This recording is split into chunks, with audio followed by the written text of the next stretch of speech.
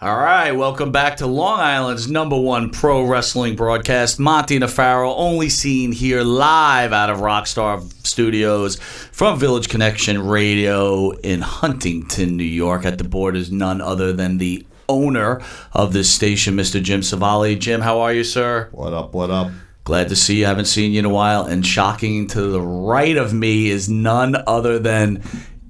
It's Miller time. Stephen Miller returning back to Village Connection. Hello, Monty. Hello, Miller. How are you? It's good to see you. It is. Baron. It is great to see you, brother. It is great to see Mike Monty. If anyone doesn't know, Steve Miller is a co-host of Miller and the Rockstar, and also is the station manager of Village Connection Radio. Steve was out for a couple of months. 6 months. 6 months. And it's been nothing but Miller time today. How did it feel to be back? Good. It's great to be back here. It's great. like being home. It's great to have you back, I man. come from a dysfunctional household, so it's great being home. Bro, I think we all do. Yes. By our iTunes, or where music is sold. They're good. They are good. They're real Did you good. catch them on Yo Bro? I did. I Yeah? did. I love that show. Yo, bro. Well, I do. that show loves you. It does. But I got to tell you, Aqua Cherry was killing it this summer. I think they're taking a little bit of a hiatus, but I got to tell you, get their music whenever you can. And you're just on time, brother, right before one of our biggest weekends on the Monte and the Pharaoh show. Sick. You used to produce Most 99% of the shows. Yes. On Saturday at 3 p.m., we have none other than David Sammartino, son of the former living legend Bruno Sammartino. Former living legend. Well, he's not living anymore, so what am I supposed to say? The living legend? No, but David Sammartino was a good wrestler. He was a great wrestler. Was behind all that. Is Steve going to talk wrestling? Yes, I am. Of course. Of course. Yeah. I know my wrestling. On September 22nd, on Sunday at 10 a.m., is none other than Hacksaw Jim Duggan. Hey-o! Why does everybody go to the hey-o? Because it's awesome. It is awesome. It's awesome. It is awesome. You know he's going to yell it when he's here, too, which is going to be the great... If he doesn't, I'm throwing him out. Yeah, you got to go with the catchphrase. Be Hacksaw Jim Pharaoh in the house, right? Oh, wow. That's And September 22nd, right after Hacksaw Jim Duggan, is none other than Bill Alfonso, former referee manager from the defunct ECW. You used to watch ECW. I think we spoke about yes, that, right? every now and then, yes. Yeah, so...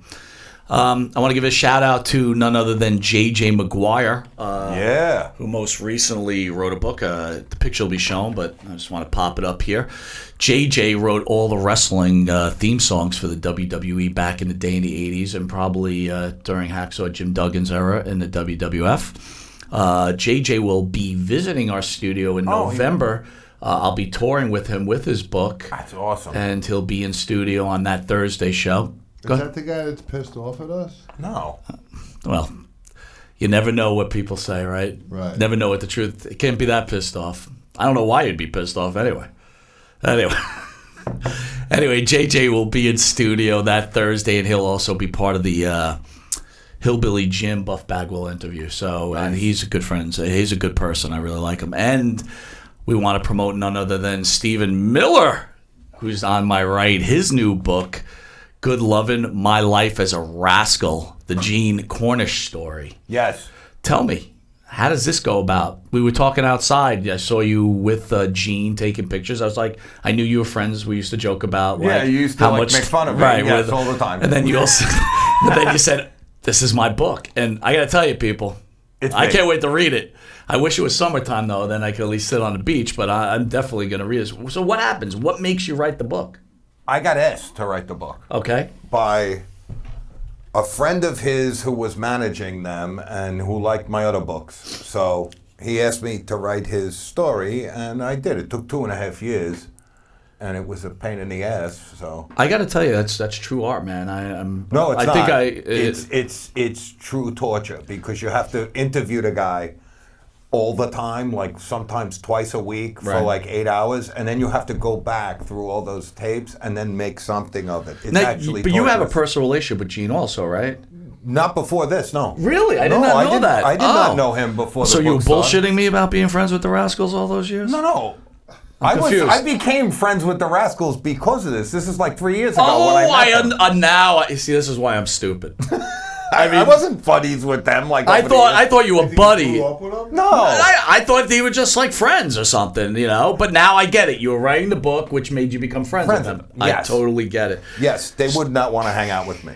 Why are you laughing, Somali? I got to tell you, I love the book. I'm excited to read it. And by the way, thank you for my own personal copy. I really appreciate it. Pleasure. Maybe you could sign it on the way out. I will. Definitely. I'll sign Gene Cornish. I'm always glad to know people that are extremely talented like yourself, because coming from a man with no talent, I have zero talent. I just have a lot of patience. I don't know, dude. I don't think I could ever write a book. So, kudos to you. Thank you. Shout out to our sponsors, Off the Rails Coffee Roasters.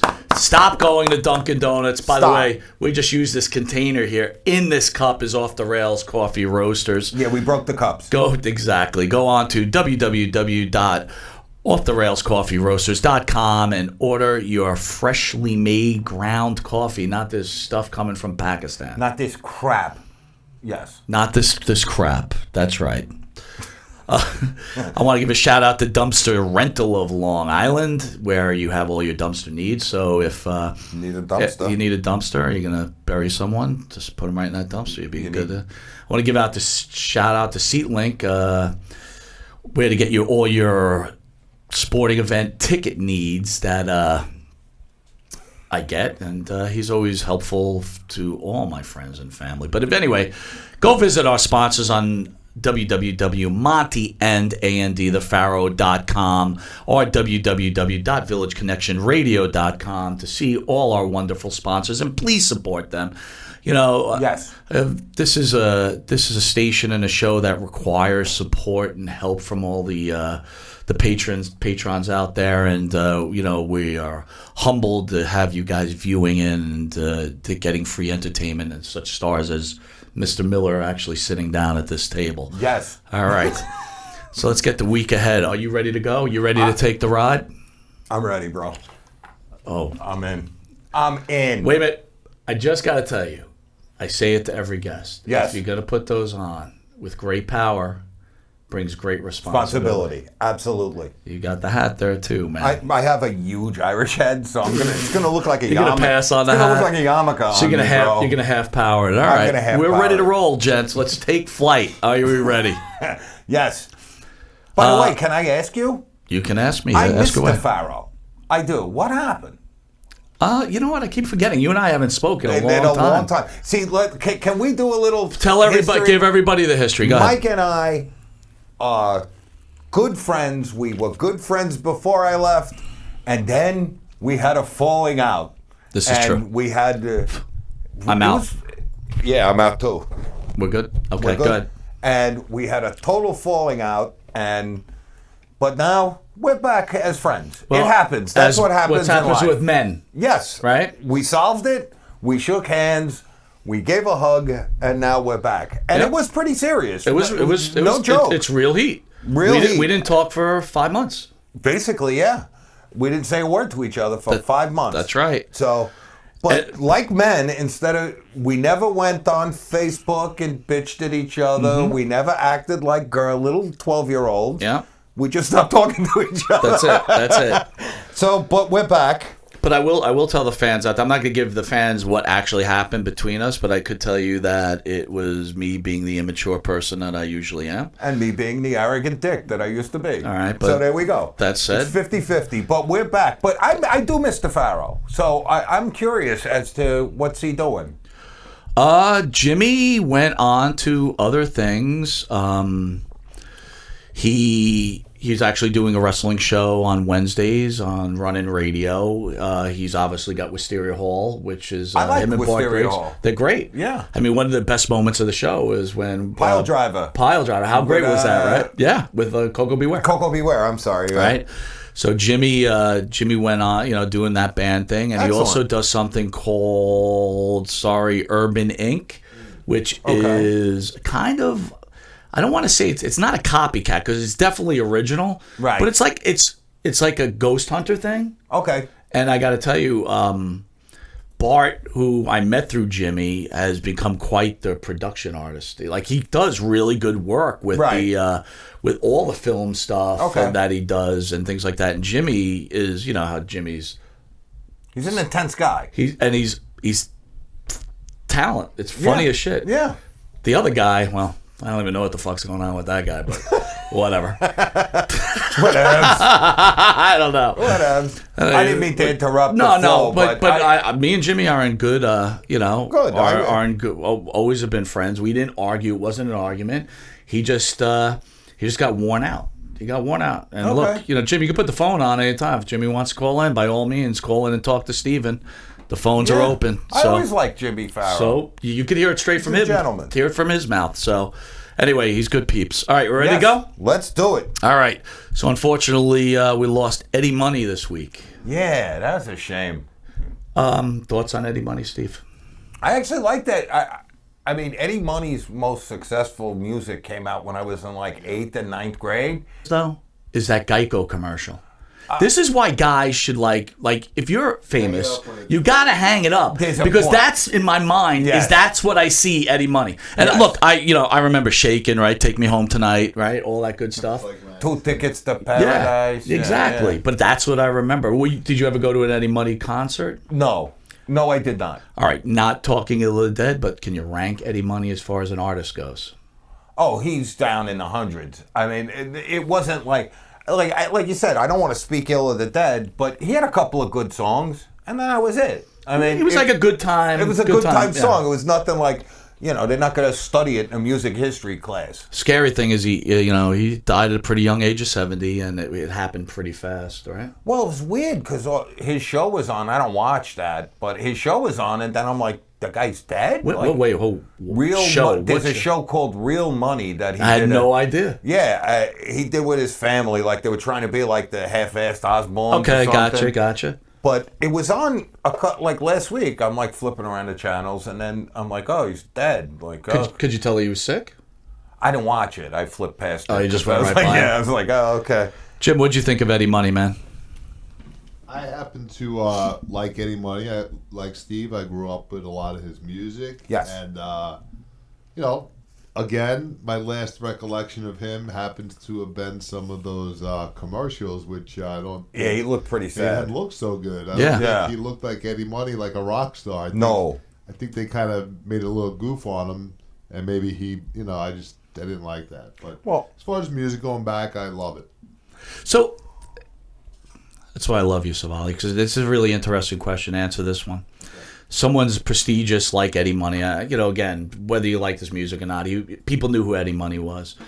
Do you think that if Geico comes to you and you want to make fun of yourself, that's great? Or do you think someone at that kind of level should be a little stuck up and not say it? Like, I'm not doing this. I will not embarrass myself. I gotta say though, knowing some of the and I'm not name dropping. I'm not gonna do that. But knowing some of the old rock guys, a lot of those guys are broke. Yeah, they're broke. They're broke, dude. Yeah.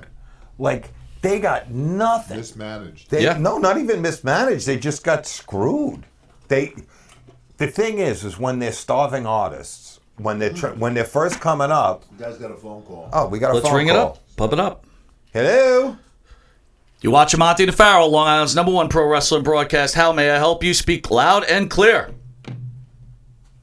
Not that loud. All right, we got a little adjustment here. Loud and clear. You still there?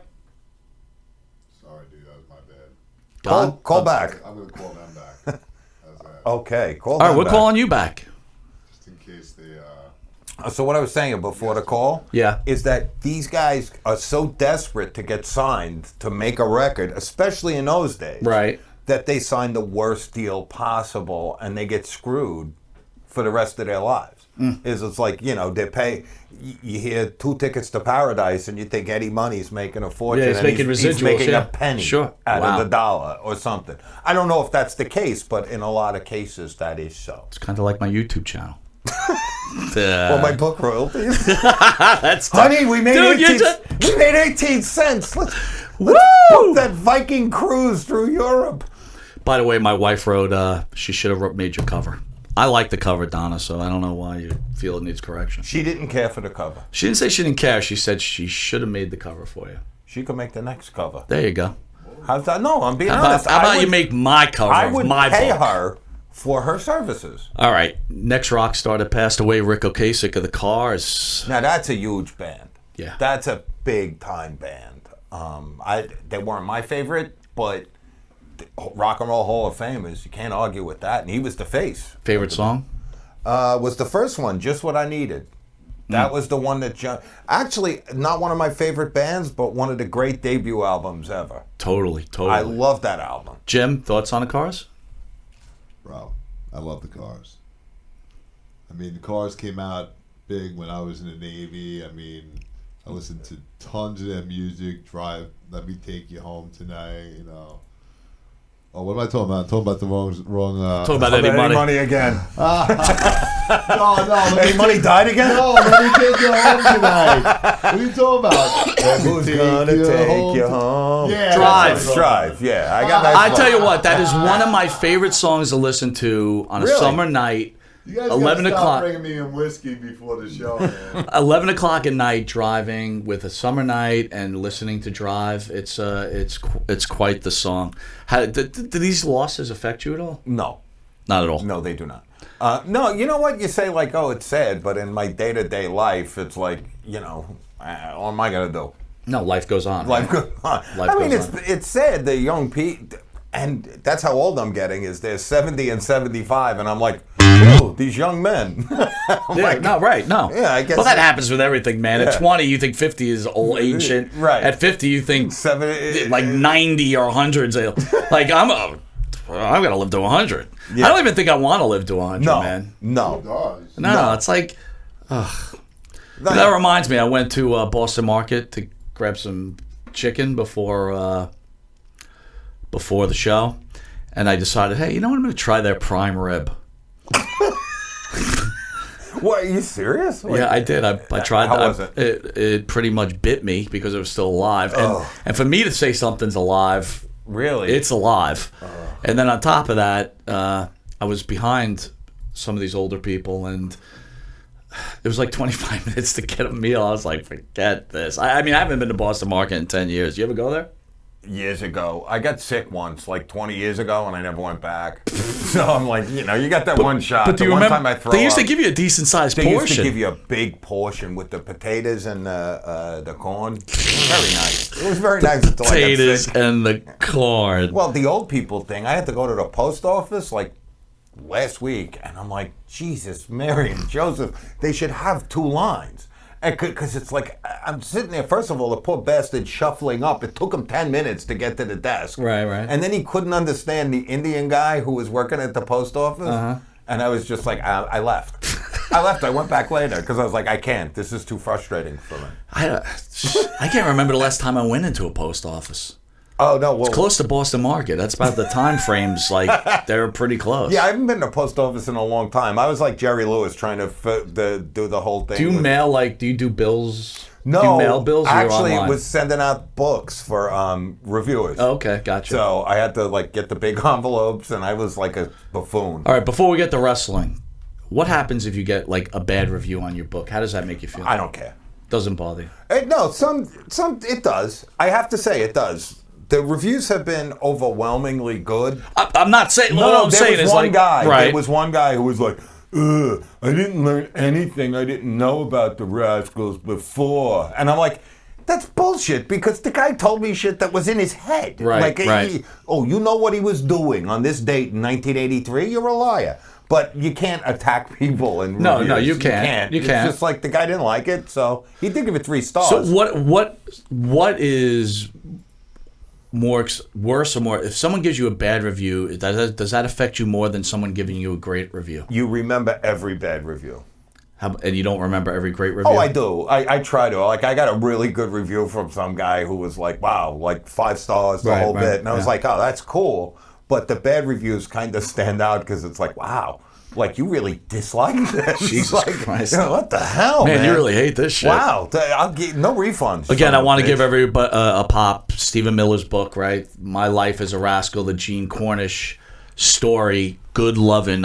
You get it on Amazon. Anywhere else we can buy this on? Not yet. All right, so Amazon's a place to go anyway. Why would you go anywhere else? Yeah, why would you go elsewhere? It's going to be on Barnes & Noble soon enough, but and then none other than My Life in Heaventown, the J.J. Maguire story again. The Queen gave this 5 stars a couple of weeks ago. Did you order it? Yeah, I did. It's very good. I didn't get it yet. No. I read it. It's awesome. I'll probably read it again. I'm reading this next. This may take me a while. It's 531 pages. 531 pages. 531 pages of my life. Are the phone lines open? Not yet. Not yet. We're going to open up the phone lines in a minute. Clash of Champions, bro. Did you watch? I caught some of it. I couldn't catch all of it because my the stream kept going out. All right. And it was infuriating because it was like watching a stutterer recite poetry. It was rough, bro. Well, let me go over a few things. Tell me your thoughts if you saw it. Go ahead. Seth Rollins over Braun Strowman. It was a good match. They tried to keep Strowman strong. Rollins had to use about 8 finishing maneuvers to finish him off. But again, Strowman looks like he won't be wearing gold anytime soon. But I like that. I like the fact that they didn't give him the cheap belt rather than... And I like the fact that they're two guys you want to watch. You want to watch wrestle. So it's like, all right, I want to watch this match. I want to, because you're going to get, to me, and trust me, I am not an authority. I am just a guy watching, that you're going to get a good product from the two of them. And that, to me, that does it. That works. And I enjoyed that. Good. Fiend comes out, the hot wrestler, right? Yes. Bray Wyatt comes out, and he attacks Seth Rollins. Excellent. Excellent. You got a bad guy coming out attacking a good guy. That's all you need. That's wrestling. That's what it's supposed to be. And then they're setting up for the Hell in a Cell match, and then on Raw the next night, he takes out another legend in Kane, right? Gives him the claw, whatever else. The mandible. You know, I don't see how this is sustainable. I really don't. It's not. I don't see how this guy could really put on a great wrestling match with that type of mask on. No. And I don't. And again, it looks like it's like a firecracker, like it's going to go off and it's going to be loud and then it's going to disappear and smoke. But I think the WWE realizes how hot this is, and they're just going to jump on it and ride it for as long as they can. As long as they can. Right. But I do not think it's a sustainable model in one way or another. I agree with you on that. Kofi Kingston took off over your boy, Randy Orton. There you go. I can't. It's been 6 months since I heard that. That was a did you watch any of that match? No, I actually ate. I went to eat because I was like, neither one of them draw any interest. I will tell you, Orton in the last months, and I'd say 6 months, in my eyes, has really gotten much better. Really? So, like, right after you left, I guess Orton decided he was going to show you. He's like, I'm going to show this guy I can wrestle. Milla's gone? Yeah, I'm wrestling. Good, look at me. So, that's pretty funny. So, Kofi stays strong. And by the way, Jim, I reviewed your wrestling picks. Okay. You got one wrong. That's pretty damn good, dude. Look at that. Savali killed it. Woo. Killed it. Beginner's luck, because I did the same thing back in the day, and then the rest of them I was like 0 for 20. Give the guy a break. I was 0 for 20. So they're setting up. Lesnar comes out on SmackDown on Tuesday, challenges Kingston for the title on the debut October 4th on Fox. Love it. So we know Lesnar is going to dethrone win. Kingston, and we could just be done with the Kofi Kingston era. Thank you. Right? They listened to the fans. They did what they had to. Right? And now they're bored with it. And now that yeah. They gotta put a star on Fox. They need a big guy. Yeah. You can't have the little guys. Well, Seth Rollins you could have. He's not a huge guy, but Rollins is not a small. Rollins is believable that he could beat you. Yes, that he could beat you up. Yes. Yeah. So he could beat Braun Strowman. Kofi Kingston cannot. Yeah, Kofi with his sunken chest can't do anything. That's right. Yeah, that's the weirdest looking chest I ever seen. Oh, we got a phone call. All right, welcome to Long Island. Someone. We're ringing up. Hold on. We're calling. Pizza? Who do we got? I'm doing a recall for you. All right. Hello. Hello. Yes, sir. Who this? Who this be? Who do you think this is? Oh, I mean, it sounds slightly familiar. It's hard. It was hard to decipher your voice. Pharaoh's on the phone. Hey, Jimmy. You're ruining the whole thing. Is this a Living Lake place? I've been standing outside with this fucking pizza for about half an hour. Oops, I cursed. Shit. Oh, I did it again. So what's going on? Miller's back. It's Miller time here on Village Connection. Yeah, well, first things first. How you feeling there, Mr. Miller? Hello. I'm still jealous. I'm serious. As Mike knows, I shaved off the top. There was so much grass missing on the infield. So Jimmy, for all your fans out there, Steven, as well as I wasn't getting along with Steven for a long time. Steven wants to know what went down. Can you tell the fans what happened? Well, regarding what? What went down? Gee, Mike, which part? Which one? Listen, Jimmy, this is your time, bro. So I've had what 2.5 months. Well, that's just one way to do things. Okay. I've had 2.5 months to just say my piece or whatever piece I had in it. But I've never discussed it with Steven at all. So people probably want to hear your side of. There's people that want to hear your side of the story. Of course. What's the story, though? I didn't realize there was a story regarding what? When Miller vanished, or what are we talking here? The story is one half of Long Island's #1 pro wrestling broadcast decided he wanted to try something different. So I guess maybe Steven and everybody else wants to know why. Did something happen? Whatever. Oh, no, Mike. No, nothing happened. I mean, particularly, you know what it is that, when we started watching wrestling together as kids, it was so different than what we wound up getting into with the podcast thing. And this is really nobody's fault. It's just a really crazy scene, to be very honest. And I guess I kind of got very burnt out. Does that make any sense, guys? I mean, here's something interesting. Maybe you can talk about this. Steve and I were talking before the show, and I mean, this is the first time I've seen Steven face to face in 6 months. Yeah. Steven goes, I got one question. Right. The first question he asked, he goes, was Scott Hall a dick? Yeah. Pharaoh, I'm being honest. I watched that, and I was like, Scott Hall seems like a dick. Like he's just being a dick to Monte and the Pharaoh. Some bull. It was bizarre. It's tough sometimes. And you know what though, Mike? We talked about it.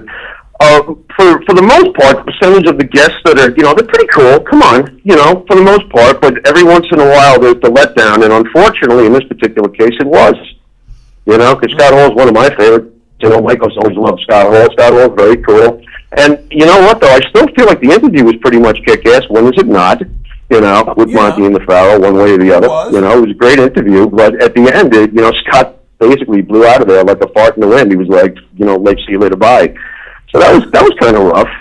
But look, you're not going to get a perfect percentage with people. And we all screw up, so it is what it is, I guess. Yeah, no, I got to agree with what the Pharaoh just said. It was like at one point in the interview, towards the end, he just was like, I'm a dick. Well, well, you know what? And to Mike's credit, Mike is the more. It's weird. I'm very. What I think I heard you say earlier, Steve, that I'm intense, and of course I agree.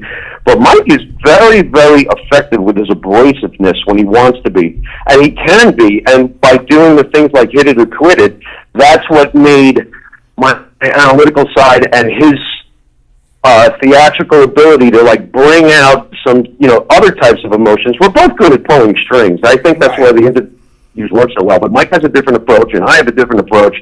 I think that's what worked a lot. And by the way, Mr. Jim Savali going with only one loss. That's yeah, man. Yeah, I'll bet on that house. That's pretty good, man.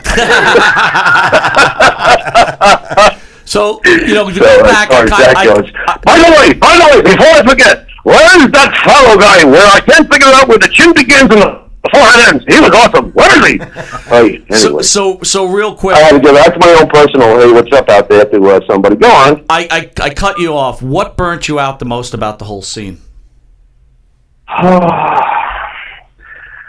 don't know, man.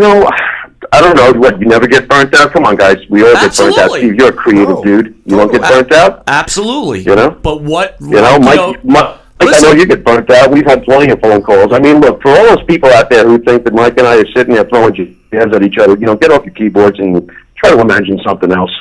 We go way too far back. It is what it is. I don't know, man. What makes somebody burn out? I just felt like overload, maybe. Well, I don't know. I don't know what it was. Well, I don't know if either of you guys saw it, but I'm going to jump script a little bit. Sasha Banks and the WWE Network came. They have a documentary on their the 24-hour series, and Sasha actually speaks about how. And by the way, I recommend all wrestling fans, whether you're a Sasha Banks fan or not, to actually watch this documentary. But she speaks about. I think everybody in the room is a Sasha Banks fan and on the phone over here in Lindenhurst right now. Well, she speaks about all the false rumors and about when they lost the tag team belts and she laid down on the floor crying like a baby. Right. And she basically spoke about really that her burnout started a year before that event at WrestleMania, and when she broke Paige's neck. Right. All the fans were killing her. Right. And it slowly was just dragging the love for wrestling away from her. It's right. Well, you know what, though? If I can jump in on that point about sensitivity, because at the end of the line, the bottom line is that we're talking about different individual sensitivity and how they handle the public's perception, right? So, for me personally, and you guys are much better at this. I don't know how you do it. I have a hard time with it. Mike, you've talked me off the ledge 1,000 times. It's hard for me sometimes when people start bashing on the keyboard. I just don't have that. I don't know how you guys do it, but you're able to do it.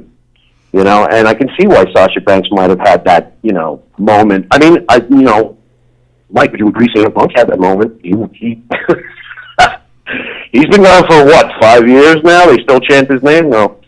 But people get burnt, I guess. I don't know. Who did you say? I'm sorry, I missed the music discussion. By the way, that kind of sucks that I missed out on the Eddie Money Rico Kasich because we were together during those. No, you can catch it on a. You know what they were. You know what they were to our past. How do you handle the abuse, Steve? If you do get in it, yeah. Oh, I just ignore it for the most part. I just what I do is I identify the source where it comes from and just okay, whatever. Oh, you don't like me? All right. All right, bye. Oh, you're you're the first person who doesn't like me? I think bashing doesn't bother me unless it's like a friend bashes you. Well, someone you care about. Yeah, someone you care about throws down on you. But when I said you take it from the source, if you don't give a shit about a person, then I don't give a shit. Oh, you hate me, okay? But when we were fighting, it bothered me. Yeah, sure. Because I consider you a very close person to me, and we didn't speak for months, and that does bother me. That did bug me. But if it had been someone else, I'd have been who cares? Whatever, who gives a shit?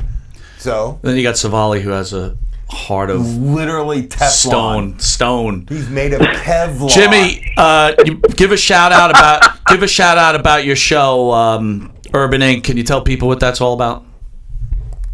Well, basically, I just like to go through and explore abandoned places. I've always done that. How long have you known me? Matter of fact, I used to hang out with you in one. Oh, I'm sorry. Did I give that away? Wait a minute. I didn't hang out there. Come on now. Be fair. What? I hung out there because you mean numerous times? No, but I do have that classic memory of you over at Edgewood. Yeah, you know that. I hung out there because you used to get hot chicks, and I used to try to get all the hot chicks from you. I'd be honest with you. That's true. Stop! You're a popular one. I'll hang out anywhere for a hot chick. All right, Jimmy, we're going to let you go. We want to finish up the show, all right? Thanks for calling in, my friend. Yeah. See you later. All right, brother. Be well, Pharaoh. That was Jimmy Pharaoh. Jimmy Pharaoh calling in. The Pharaoh. I'm the fill-in Pharaoh. So, I'm glad you're here because people that, thought Jimmy, I did Jimmy wrong or Jimmy did me wrong. No. It's not the case. He got burnt out, and I totally get the idea of burning out. And I'm just the obnoxious guy to ask the question. And everyone else is I wonder what happened. I think it's great that you asked the question. Going back to Fox for SmackDown, Fox is going to go all out with the broadcast. They schedule a pair of special leading up to premieres on Friday night. This is a weekly series, basically called like a half an hour, called the blue carpet special, so not a red carpet. So you have a group before the actual premiere. First up is going to be the WWE SmackDown Greatest Hits, which airs from 8 to 9 next Friday, 1 week ahead of Fox's premiere. And it will be hosted by none other than your and my favorite, Charlotte Flair. It's brilliant. It's brilliant programming because, all right, let's show the best matches and the best moments from the best matches to suck everyone in. Right. Brilliant. It's smart as hell. But, my problem is I don't know if I'll be spending a Friday night. No, I won't, but I would DVR it. Maybe. Yeah, maybe. DVR it, maybe. Maybe. It's wrestling's not much watch TV. All right, so the AOP is back. Authors of Pain. Look at you rocking it.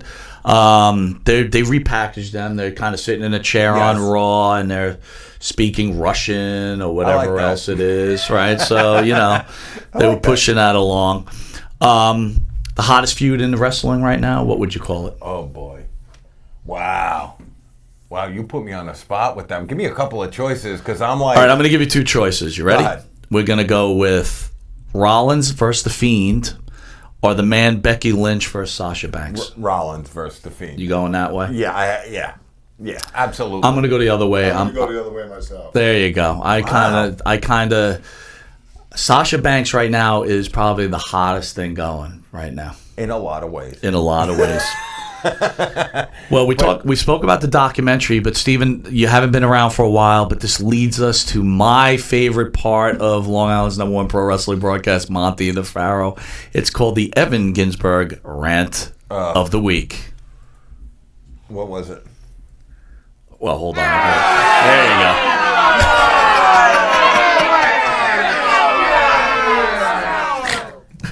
All right, so I gotta wait for Jim. To. Why are you laughing?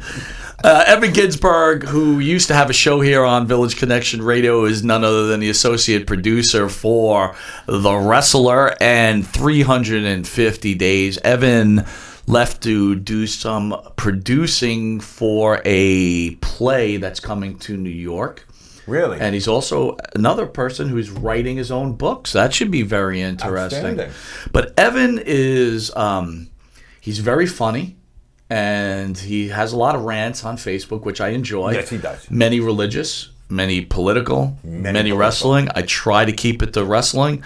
But in this case, it will not be. I'll need you as the guest to weigh in, along with Mr. Jim Savali, for an open discussion here. Are you ready? I will read the rant. Ready when you are, Michael. I'm a proud liberal, but the extreme left endorsing the comedy police, censorship, destroying careers over jokes is not good direction. Genius comics shouldn't be judged by Bill the plumber and Joe the dentist. No good will come from this. Gentlemen, it's your platform. Oh, boy. While I agree initially with the first part, which is the censorship thing's gotten ridiculous. I mean, people, Eddie Murphy's going to get fired, going to never get hired again because he did Raw or... Back then, it was hysterical. I watched Chappelle's. That's what started the one he's talking about is basically Chappelle's new stand-up on Netflix, which I watched. It was okay.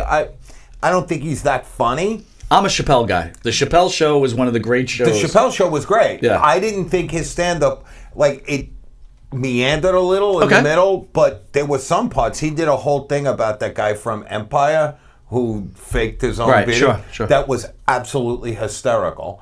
But, I mean, Evan's right, but then he says Bill the plumber, and it's like, ugh. Here you go.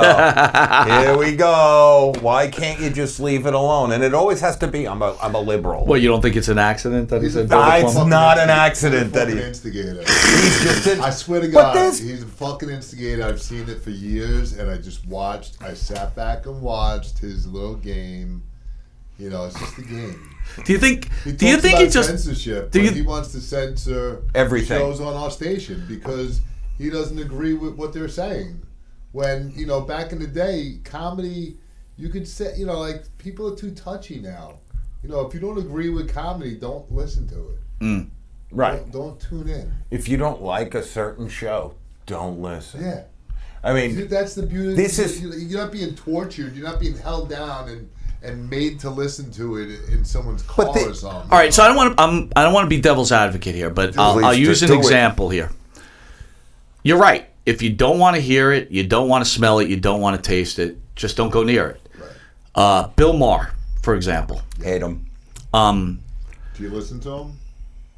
Every now and then, yes, I do, because... No, I'm just saying. No, I don't listen to him. I will watch him. Like, I go about it like this now. Like, with news, I'll watch MSNBC and then watch Fox News. Because they're somewhere in the middle is the truth. Yeah.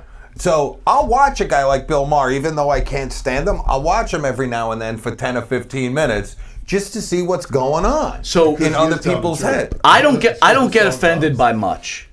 Bill Maher offends me every Friday night at 10 p.m. And I don't watch him if I'm not in the mood to get mad. But if I'm mad about something and I want to make myself madder, I got to get even madder. Yes. Like before our fight, I made sure I watched Bill Maher. Like I sat and watched it on repeat. I was watching Rachel Maddow. Fuck you, Monty. So Bill Maher has look, again, you don't have to be religious, but to humiliate and talk about God or Christ and talk about people that believe in religion as being idiots. I mean, that shit really makes me angry. Like, I get angry over it. Well, he did one thing that he could never get back from me, was when he said that the terrorists on 9/11 were brave. And I was like, nope. He said that? That's why he got kicked off ABC. He said that it's braver what they did than lobbing bombs in a country. I got to tell you how anyone would even support this guy, even after that one statement. It doesn't matter. Is utterly ridiculous. It's like, that alone should have ended that dude's career.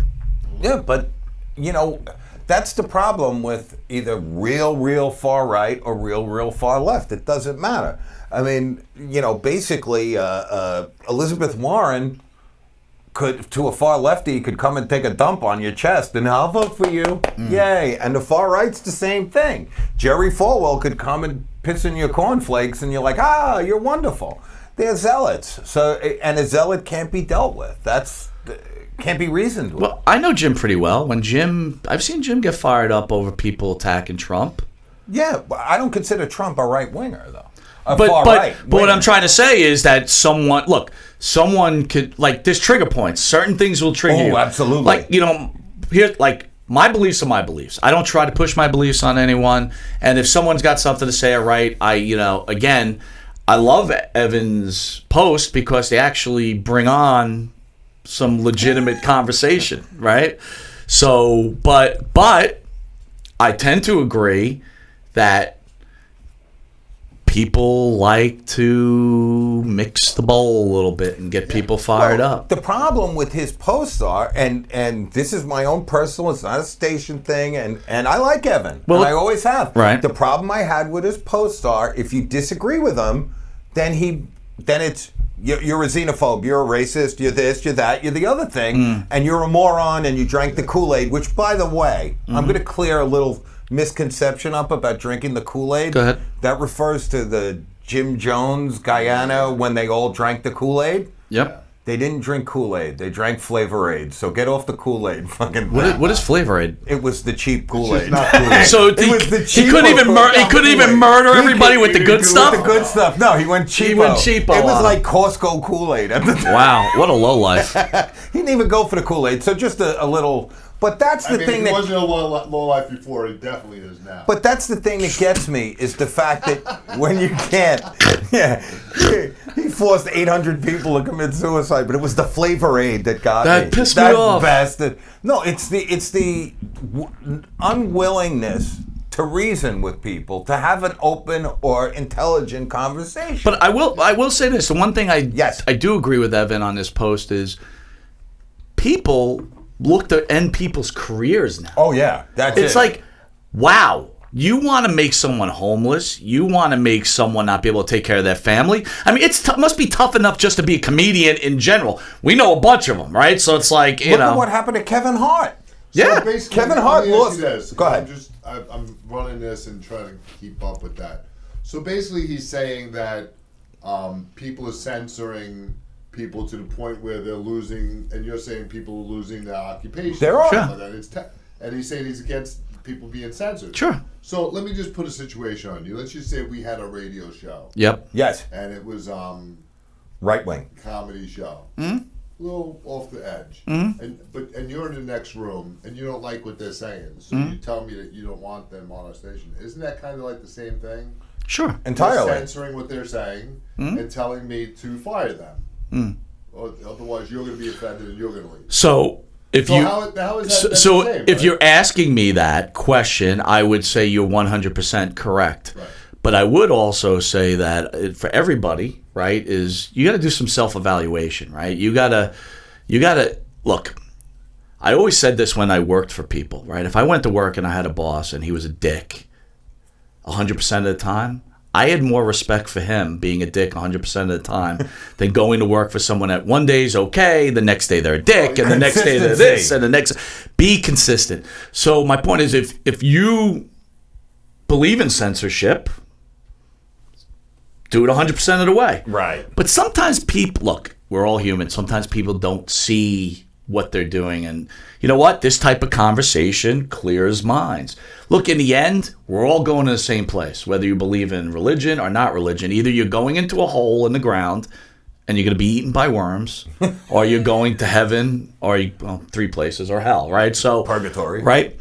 Or you could be flamed and made into ashes. Okay.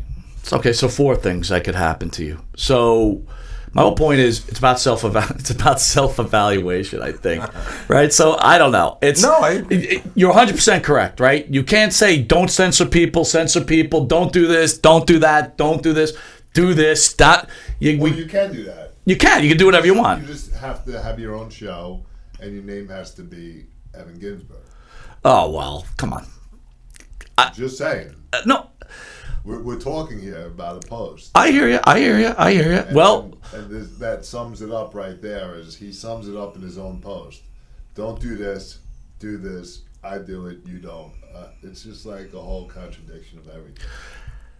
I think people contradict themselves quite often. Not just Evan. Why you shouldn't just open your mouths? Just keep it closed. Well, I think if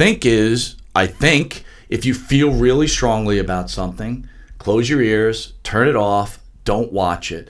If you do watch it, right, then you're looking for something, right? I just admitted I watch Bill Maher when I want to fucking strangle somebody because I know that's the guy that'll help me get to where I have to go. You want Bill Maher off the air because you don't agree with him? I don't believe in any kind of censorship whatsoever.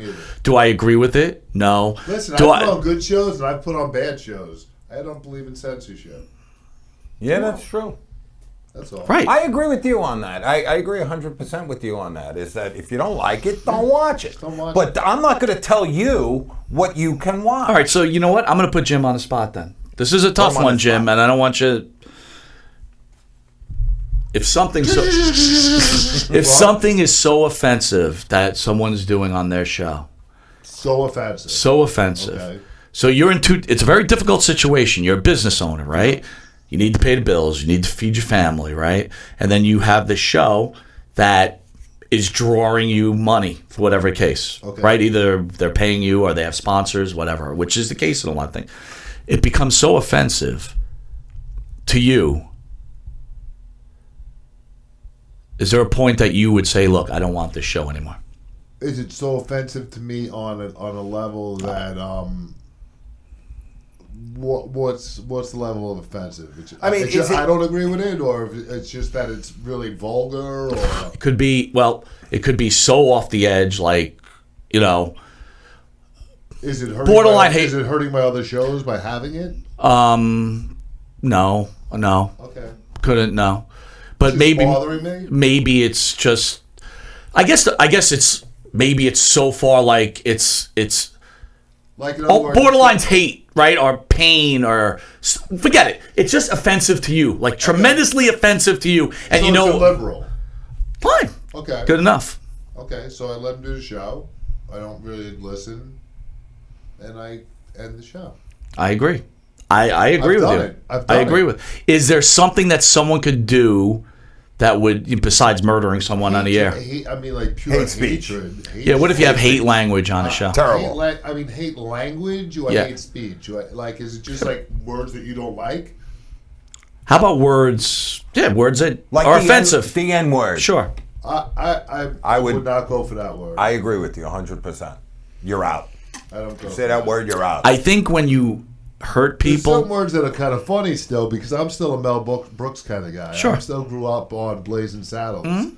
But these words are not acceptable in society. So I have to look at it like, is something acceptable to society that's going to hurt me? Then I would have to draw the line. I think, you know what? To that level, then I would have to draw the line. I think it's a well thought out answer when I put you on the spot. The same with you, Stephen. I understand and I agree. And my whole point is just turn it off. Just don't watch it. Right. And if something's so offensive, you're part of a team, a part of a family, and someone is so offensive on that, then you disassociate yourself, right? We have family members we may not associate with, right? Exactly. So you just unassociate yourself with them, or Right. disconnect from them. Right. That are toxic people. And it does. That's not censorship. I just don't want to deal with the shit. Right. Right. No, I mean, if you got someone who walked in here, Francis. no, but if you got that's why they're my favorite part of the show. If you got someone walked in here wearing the white cone, and it's like no, we don't. But that's hate. But that's hate. That's what I mean. Hate is where, and hate speech is where I think the line has to be drawn. Good. Discussing illegal immigrants. That's not hate. That's not hate. That's an actual conversation that's top of the charts right Top now. of the food chain, yes. Here's the thing. Just like because that is something that came up. That's with anything, you have to separate church and state. I always ask this question. If you were elected president of the United States and you didn't believe in abortion, right? Personally, religious, you don't believe in abortion. We'll just use abortion. And I'm not asking for your answer, but you don't believe in it. Good. But you're running the United States of America, where you have women that want to be in control of their bodies, right, that aren't religious, right? Mm-hmm. What do? You can't legislate by the Bible, the Quran, or the Torah. That's correct. You cannot. You have to separate church and state. And the discussion about illegal immigration, look, if anyone feels good about watching young children being separated from their parents, those people are sick. Yeah, then you're right. No, agreed. Okay. However, my argument has been with illegal immigration. It's not about. We all agree on that. It's being a human. My problem is not the actual issue. It's the hypocrisy. And my problem with the hypocrisy on the left is these are the same laws that have been enforced for years. Yeah, where were you changed during the last administration? That's the problem. It's the selective outrage when it's, if he does it, it's outrageous. But if he does it, it's okay. He's tough on... So here's what you're saying right now. Yes. For all the people that say Donald Trump is the worst president of all time, okay, which they have that right. They do. No president has made people get so involved in politics than Donald Trump. I mean, yes. I've talked to people who didn't even know who the first president of the United States is, are now involved in governmental politics. Well, my problem happens to be is that, and he knows it, Jim knows it, we've done a show together for a couple of years. Mm-hmm. I was not a Trump guy. No. But Donald Trump could cure cancer, and you'd have people out in the street going, "Give me back my cancer, it was mine." I mean, there's a point where this abject hatred... Give me back my cancer. A little skinny there. Someone's going to censor us for that. So, yeah, we'll get kicked off. That being said, I want to thank Evan Ginsberg, associate producer of The Wrestler, one of my favorite movies, and 350 Days, and he's writing a book. Look, that's why I love this thing. It brings out whether great wrestling talk, great political thought, and that's why I love it. Anyway, I want to move on to a few other things real quick. All Elite Wrestling will be doing their October. You like this little transition, Steven? Love it. Good, from right? Politics and illegal immigration Smooth right into AEW. Fake professional wrestling. All Elite Wrestling will be October 2nd debut on TNT draws near. Many members of the roster are finishing up their independent bookings and transitioning to their status of full-time workers on the nationally televised brand. But arguably, AEW's biggest star is already planning for a major event outside the company in 2020. That's none other than your friend and mine, John Moxley, a.k.a. Dean Ambrose. Is he that much of a dick? He seems to be. He's a little bit of a dick. Dude, where's your bread butter, man? What are you doing? Dude, I know you were out of it for a bit, but the way he tore apart the WWE... Oh, ridiculous. Ridiculous. They made you what you were. Now, you could have your problems with... And I don't buy this whole Vince McMahon's the worst guy in the history of the world shit. Right. Because I just don't buy it. Neither do I. I mean, the guy made you. Your wife works there, bro. What's wrong with you? What the hell's wrong with you? Don't you care about your wife? I'll say this. If it looks like a zebra and it smells like a zebra, it's a zebra. Boom. So guess what? What he did in the WWE, he'll do in AEW. And sooner or later, they're going to realize he's not the draw that he is. Yep, you heard it here. He's not a draw. No. He was a mid-card guy, maybe upper-tier mid-card guy. Rollins and Reigns made him. Yeah, thank you. So, again, he's going to make sure he's going to go to New Japan or do whatever he's got to do there. I'm so sick of hearing of that. Oh, New Japan. All right, boys, I got a question of the day for you. You ready? Ask away, my man. All right. So, Monte The Pharaoh has been growing for the last, I think we've been doing a show about a year and a half or so. Is that fair enough to say? Yes. So, the fan base has grown. Our YouTube channel has grown leaps and bounds daily. Nice. We bring the pro wrestlers in. So here's my question to you, gentlemen, and to the fans out there. And please comment on the www.monteandthepharaoh.com page or go to our YouTube page, Monte and the Pharaoh, and leave your comments on this video. Question of the day is it ethical to create a GoFundMe page for your own personal project? So, gents, if I said, hey, I want Hulk Hogan in, so I'm going to put a GoFundMe page for $25,000 because that's what it costs to get Hulk Hogan to come. No. Is it ethical for me to put that post in? I don't think it's unethical, but I don't think it's particularly cool because to me, I don't know. I'm going to get a lot of crap for this, so don't get mad at Monty, get mad at me. I think it's professional begging, to be quite frank with you. I think it's professional begging. Well, one time I heard somebody did this, and I won't mention the band or the promoter. Sure. They gave back all the money, okay, because the band was going to go out on tour, and it was a band that was reuniting, and they wanted to judge interest. So they created a GoFundMe to back the tour, and in a day they raised over like $700,000. Holy cow. No, they refunded every... I get it, but wow. They wanted to judge the audience reaction. Now that I think is all right, but this crap with, I'm going to make a movie... Give me $25 and a ride, or I'm going to make an album. You're going to give me $100. Like, what? Everyone else has to work? Why don't you? I'm sorry. I'm over it. Jim? Is it ethical or is it right? The question is it ethical to create a GoFundMe page for your own personal project? I think there's nothing wrong with it in that if I put up a GoFundMe page and I state what it's for, okay, it's up to you whether you want to support it. All right, so I'm going to read a few comments from when I posted this, and Steven, who already shared it, he goes, I don't think so. I could go on, but you already said it. Why not? And it ain't cool either. It ain't cool. All right. Larry Mormon wrote from More 365 or Talking More Wrestling. And the basement. I kind of agree along his lines. It is totally ethical. It's no different than a Kickstarter or using Patreon. So I want to start with that comment. Okay. Patreon. I don't know what Kickstarter is. All right, a Kickstarter is if you're going to start it's the same thing. It's like, but okay. So here's my difference here. Kickstarter is, hey, all right. So if anyone knows anything about Village Connection or internet broadcasting or television or cable, they're salespeople.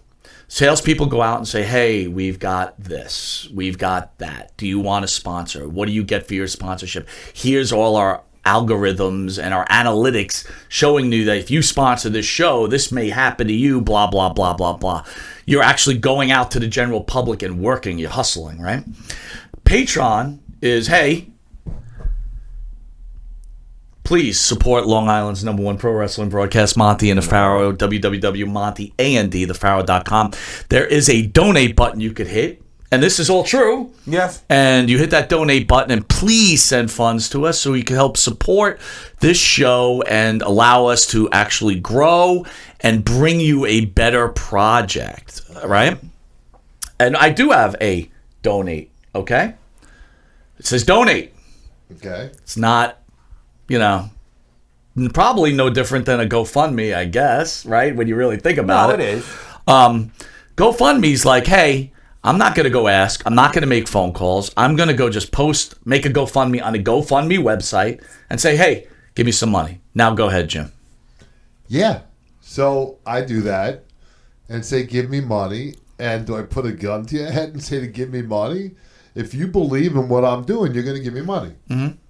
That's it. That's it. It's simple as that. It's no different than me putting a Patreon on my website and say, give me money. I'm putting out a radio broadcast. It's for my own satisfaction. I'm actually going to get money from other people who are sponsors, but can you give me some money too? Because I want you to help me. So that's no different than me making a movie. Please give me some money. I want to make a movie. We are going to make a movie, it has a lot of overhead, and I need people to give me some money because I'm just... So why wouldn't everybody just use Patreon? Because that's like patronage. Hey, give me your patronage. It's just a different thing. There's always different outlets out there. Okay, I'm just going to tell you from what I always thought GoFundMe was it helped the sick. Yeah, but that's not what the GoFundMe needy is. No, but that's what I thought it was created for. But it's not what it's for. Well, it's for everything. You're right. So I will tell you, we were talking a little outside. Steve's agreeing. No. Jim and I were disagreeing over this, but when Jim gave me pretty much the same spiel he's giving me now, I sat back and I read it like 18 times, and I said, you know what? He's right. I could try to twist it any which way. It's not, let me steal your money. It's GoFundMe. Just because I think GoFundMe belongs to help the needy and that doesn't mean it's go fund me. Right. Please fund me. Right. It's no different. So, and it is, I stand corrected. I stand corrected, and it is a choice. It'd be different if it said like, you donated $100 to XYZ, but I'm going to take it for this. Go fund me. All right. So let me ask you this question though, and Steve, and this is really important. Ask away. Okay, you're sick. You need help. You have no money, right? Go fund me. Yeah. Hey, I'm in trouble. Right. A lot of wrestlers do it, right? I mean, Superstar Billy Graham made a hip. Yeah. Brian Knobbs, most recently, he didn't have enough money for his surgery. Right. Okay?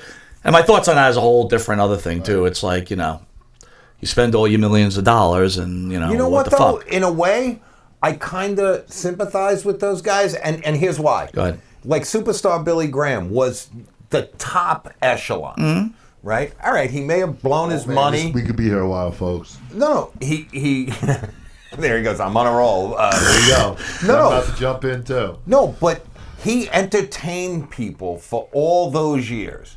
Now, I understand he's not owed anything, whatever. But I could see someone saying, you know what? When I was a kid, I friggin' loved that guy. Right. Let me throw in $20. So here's my point to you, right? I get it. I'm not disagreeing with you. No, go ahead. Okay? You can disagree all you Ric want. Flair, right? The Nature Boy. Probably one of the greatest, if not the greatest wrestler of all time. Yes. Right? Ric Flair likes to fly in jet planes. Right? Limos. Likes to ride in the highest limos. Likes to drink a lot. Spends a lot of money at a bar. He's been known to spend $10,000 or $20,000 at a bar. Right? Yes. Okay? Ric Flair, or Richard Flair, which is his real name, Fleur or whatever, right?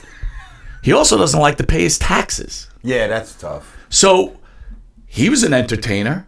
Should the government go, hey, you're okay, don't pay your taxes? Oh, no. I don't. I agree with what you're saying. I mean, I agree with your point. What I'm saying is as far as the GoFundMe, as far as that, where people might so say... if Ric Flair said, GoFundMe, I didn't pay my taxes. Can you all pay my taxes for me? Oh, I wouldn't do that. No, and I don't think a lot of people would. But once again, if he's saying, hi, I'm Ric Flair. I didn't pay I need my money for my taxes. Can you help me? And you choose to help him, that's your choice. You're right. I could put up a thing that says, I blew all my money in the slots, and I need to feed my kids. Can you send me money for food? And people are going to send me money. All right, I got one for you. Joe Louis. Oh. Right? Saved this country in many ways, right? By winning that match. Okay, that boxing match. Max Schmeling. Thank you. If everyone doesn't know about that, if you're younger and you don't even know who Joe Louis is, Joe Louis did not pay his taxes. Right. Joe Louis found himself in a lot of trouble. And my feeling was that the government should have paid his taxes for him. Joe Louis also did all those USO tours during World War II. Darren from the Business Power Hour is listening. Hello, Darren. How are you, buddy? We love your show. Darren would like to announce on the show right now that he's going to have a GoFundMe so he can go see the Yankees in the World Series. Really? Congratulations, Darren. I didn't. No way. Darren, you cannot put that up there. Are you serious? It's a joke. It's a joke. Oh, okay. You can have a GoFundMe that says, I want to go see the Yankees. And if someone sends you money, it's up to them. But, bro, isn't there a point where it's almost embarrassing? No, I think a lot of people have no shame. Okay, let me ask you this. It's not embarrassing. There's three of us. Let's put it in a microcosm. Jim wants a GoFundMe to go see the Yankees with Darren. You do a GoFundMe because you want to go fly to South Africa and ride a giraffe. Okay. Awesome. I am dying. Okay. So if 2/3 of the people are doing GoFundMes for that type of shit, all people who may have looked at a GoFundMe and said, oh, the sick guy, I want to help him, but you know what? Everybody's doing a GoFundMe. Fuck them all. Right. Yeah, Aren't you affecting the poor guy? What I'm going to say to you is that makes sense. you should start up a site for poor guys that need money and call it something else. You'd probably be rich. No, see. No, dude, you're right. Listen, I get it. If you see a GoFundMe and you don't want to read what it says, like you're going to read what it says, and then you're going to decide if you want to give to that one. It's no different than people walking up to you saying, "Hey, can I borrow money for whatever, yeah, for movies tonight because I pissed all my money away." Right. No, thank you. No, you can't. Can I borrow money because I can't feed my kids? Oh yeah, here's 20. Yes. Or 10. Same thing. 10. How old are the kids? You said it's on the internet and people are taking advantage. Couple other comments, and so this all proves you right, and you right actually. It proves you're right. Charles Kaufman, totally fine. Good luck. Let me know where to contribute. Yeah. Evan Ginsberg, starving artists have done it. Regular working folk with a dream project have done it. Millionaire celebs have done it. Of course it is. Up to friends, families, public to decide if they want to give them. I'm almost ashamed of myself. Why? Because you agree? Because I agree with Evan Ginsberg. You agree with him a lot. I know I do, but this is what I'm saying. I'm not going to unfriend them now. Right. Oh, I don't agree with you about GoFundMe, goddammit. But not your friend no more. But you know what? So I stand corrected. It's clear that GoFundMe but is... it still got you goat up. What? It still got you going, man, thinking about it. I don't like it. I personally don't like it. I agree with you. I'm not a fan. I'm not. It's just my opinion. It's a beautiful thing. Like you guys, when you see a GoFundMe, you just laugh and breeze by it. I do. I don't even check them, to be honest. All right, I'm going to tell you what. I'm going to make a statement. This is what's wrong with America now. People, instead of hustling and working for what they need, they'd rather just post something. Worse, bro. It's only going to get worse. Dude, but here's the thing. I go back. I don't look at anything anymore. Dude, I go back to the people who are supposedly making movies, right? Whatever happened to going and getting the financing? Go hustle. Go hustle. Yeah, but that's why people like us aren't going to give to this, but we might give to this. We might give to the guy that comes up to us hustling, saying, "Boom, boom, boom, boom." Listen, I'm going to tell you one thing. I'm going to give you something straight up. I donated to one GoFundMe page, okay? I'm not going to tell you who it was. And then you know what? The guy ended up being a fucking liar. He wasn't even telling the truth. He used it on fucking drugs and beer, and I took it back. No, I fucking took it back. I took that money back. And you know who you are. I know who you are, fat boy. So you know what? You're right. I'll never do that shit. The bottom line is this. There's grubbers, there's moochers, there's people out to take your money all over the place in every way, shape, or form. Don't give it to anyone. Listen. Yo, this is hustle. I don't mean to. Go ahead. This is hustle, right? Write a book. Sell something with substance where people learn and enjoy and are entertained. For some reason, Darren agrees with you. No. He should. This is Long Island's number one pro wrestler broadcast. Here's the thing. This thing, and I'm not saying it because it's mine. It could be yours, whatever. And if you talk about this thing, we're talking about Good Lovin', My Life as a Rascal, the Gene Cornish story, written by our own Stephen Miller. Go ahead, Stephen. If you can't find a publisher, if you can't find an agent, then you know what? Publish it yourself. Self-publish, yeah, self-publish. Independently publish. Don't go, please send me money so I can do this. No, you friggin' do it. So what I get out of this conversation is basically this. It's okay to try to support your project no matter by any means necessary. Right. And I agree. At this point, I agree. I'm not saying it like it's okay like I would do it. I'm saying No, just say it's okay. It's up to whoever to do whatever they want. I find it objectionable. I do. I always have. But that's just me. That's my opinion. Listen, I always said this. If something happened and all of a sudden, like, I lost my job and I lost all this and I lost all that, because this isn't my real job, people, just in case you didn't know, I'd work at McDonald's. I'd do whatever it took. Goddamn right. I would be driving a cab. Wait. Let me tell you something. This is true. We got this guy talking today. This guy's on fire right now. Listen. I've seen on Facebook people put up a GoFundMe page because they broke their arm and couldn't work for 3 weeks and couldn't pay all their bills. Makes sense. You two have seen me over the last 4 years. Mm-hmm. I would never even think of having a GoFundMe page, and I should have asked for one for $400,000 because that's about what I lost over the last 4 years. Mm-hmm. And by the way, anyone that doesn't know Mr. Jim Savali, this is a guy, if someone should have a GoFundMe page, he should have had a GoFundMe page. But I don't disagree with the person who chooses to do it. I just chose not to. But again, so we can continue on because we got to shut down the show, but... Oh, I don't want to put anyone on the spot, by the way, but after the show, I'm going to need a ride home. Okay. Not to put no one on the spot. That's fine. My point is, though, and I'll go back again, I think you agreed on me, how about the people that really need it for real things? It affects those people because everybody and their brother is doing this. And I still wouldn't do it, even if those other people did. But the point is, and I agree with Mike, is what you're saying, if I got you right, is that there might be some guy, and I went through it with cancer as well. Mm-hmm. I mean, I had cancer. I have no shame in admitting it, right? But I didn't need a GoFundMe. Luckily, I have insurance, the whole bit. But that guy who might need help, who's a hardworking guy his whole life, who got screwed over somehow, and is dying of cancer and needs a couple of grand, is not getting looked at by someone like me because someone's out there like, oh, I need a lens for my camera. Right. I need $25,000. Wait, so that's another thing. Like, okay, so there's a fat guy like me, and I'm looking for money, right? And I'm sick or whatever else.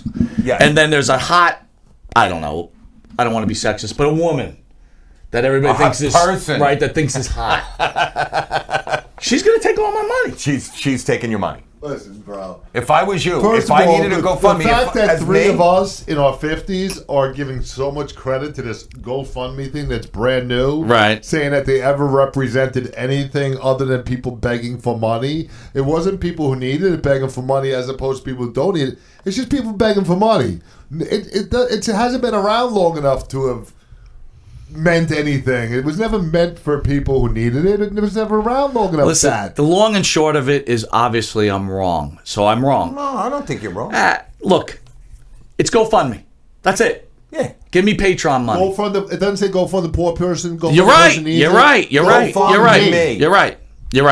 So I stand corrected. So everybody that wants to do their own project and everything, boom, GoFundMe. Good luck.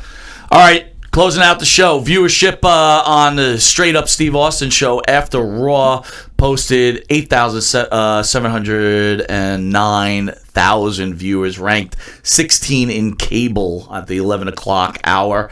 And then they did a post SmackDown, and that was with, his guest Trace Atkins.